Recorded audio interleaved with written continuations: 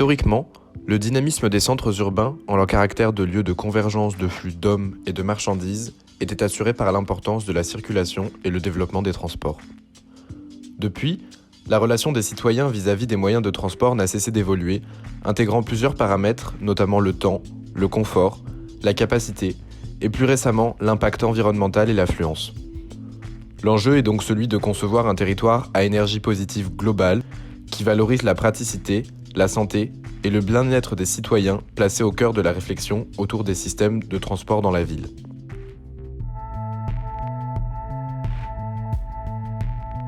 À pied et en tram, essentiellement. Moi ça dépend, soit à pied, en trottinette, en métro, en vélo, ça varie en fonction des jours, du temps, de mes envies. Sport en commun, assez peu, je circule en voiture plutôt. Quand j'ai rien de précis à faire, je me déplace en transport. Quand j'ai vraiment quelque chose de précis, je me déplace en voiture. En bus ou en voiture? La voiture, parce que j'ai souvent des rendez-vous clients, mais je viens aussi en bus. Principalement le vélo, juste pas aujourd'hui vu qu'il pleut. Je crois qu'on a une illustration ici, le plus souvent le vélo. Je marche, je prends le tram et à défaut parfois la voiture, mais c'est rare. Le bus, le train, le vélo, voilà. En ville, on essaye de laisser la voiture à l'extérieur et de se promener à pied. Essentiellement la marche et le tram. Le métro, principalement, pas trop le bus. Oui, il y a beaucoup de services solidaires, puis c'est plutôt bien desservi dans la ville en général. Donc oui, plutôt satisfait. Ouais. C'est très bien, ça permet d'éviter de prendre sa voiture pour des petits trajets, la prendre pour rien, de se déplacer normalement sans polluer. Ça va dans le sens, quoi, vu que les trams ils sont électriques. Donc ouais, c'est très bien distribué, ça pourrait être même mieux, mais c'est bien. Oui, je suis très satisfaite et en plus j'ai appris qu'il y avait aussi un système de location de vélo et que je trouve très bien fait, donc je vais me renseigner pour pouvoir en bénéficier. Mais je suis très satisfaite du tram, même des bus, finalement on peut aller à peu près n'importe où, donc très satisfaite.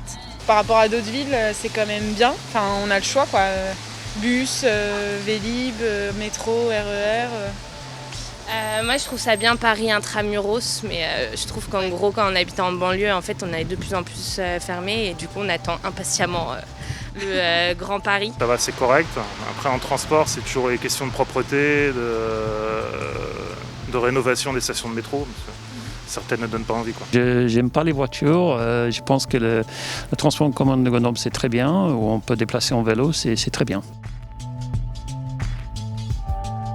Si je pars pour la journée, je dirais 1 heure. En transport, ça peut aller c'est entre 20 à 1h10, on va dire. Si c'est à plus de 15 minutes en vélo, je crois que j'aurai la flemme. Si c'est 30 minutes, c'est bon, ça me va. Moi je considère que le temps que je passe à marcher, aller d'un endroit à l'autre, n'est pas du temps perdu. Et donc non, s'il faut mettre 50 minutes, 1h15 pour aller quelque part, je suis ravi, je prends le temps de le faire.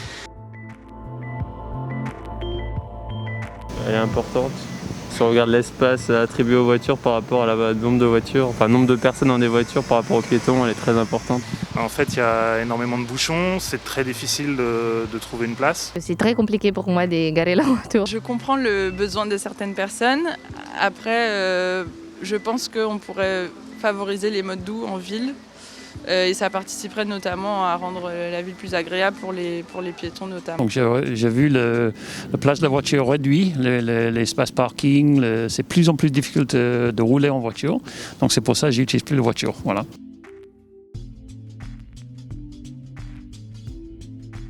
Je pense que je pourrais m'en passer. Bon. Non, j'ai un problème de santé qui fait qu'il y a des jours où je ne peux pas faire autrement que de prendre ma voiture. Non, moi j'ai toute ma famille en province, donc je peux pas me passer de la voiture. Oui, franchement oui. En vivant en ville, et une grande ville comme Le Havre quand même, c'est une assez grande ville, je pense qu'on pourrait se passer de la voiture. Voilà, quitte à en louer une quand on a besoin de partir un petit peu plus loin et que c'est pas desservi par les transports en commun. Non, pas en extérieur de ville, non. Quand on fait 20 km au quotidien, on est obligé d'avoir une voiture. J'ai besoin de flexibilité, j'ai aussi des horaires un peu atypiques, donc du coup, voilà, j'ai besoin de flexibilité que je trouve pas avec les transports en commun.